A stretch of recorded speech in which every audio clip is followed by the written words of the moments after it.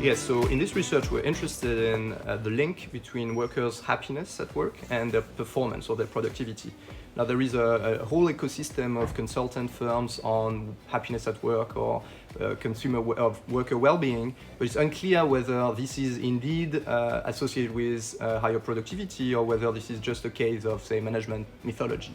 So what we did here was to collaborate with British Telecom, which is one of the largest employer in the UK, and look at how their workers' reported well-being was linked to the performance in a call center setting. Okay, so we surveyed the employees' mood over a 6 month period, and then we linked these reports to their productivity and performance measures, in particular number of sales, but also finer-grained measures like time spent during breaks, or number of calls, or the time that they would spend on the phone, these different things.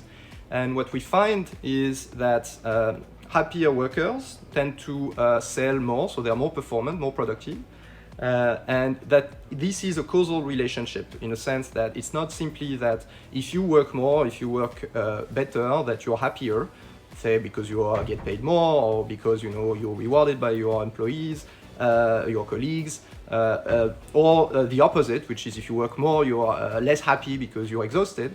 We tried to look at a shock or a variation that would only explain people's happiness, workers' happiness, but would not be related to their productivity. And we looked at weather shocks, weather variation across the United Kingdom.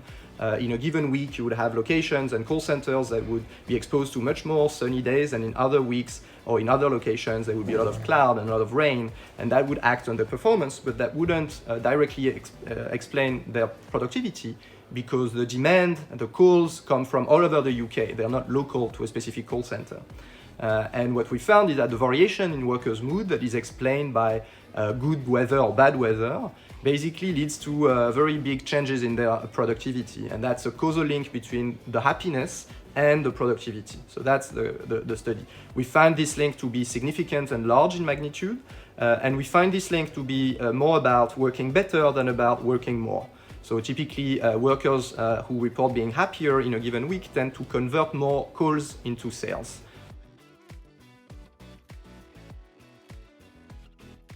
I think this link between happiness and worker performance is important because we know that if you look at different surveys across the world, in the US or in France, workplaces are not the happiest places still. And when you ask people in different activities during their day, how happy they are spending time in these different activities, work also ranks last in terms of happiness. So there's lots of margins of improvement in making workplaces happier places for workers.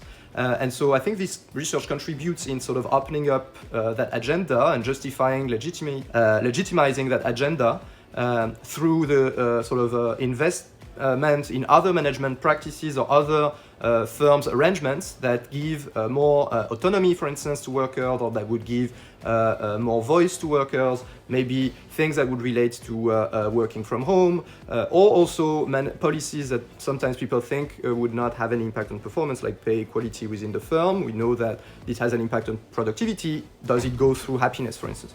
So I think the important consequences of that study is to sort of open up that agenda of looking at non-monetary incentives at work, for instance.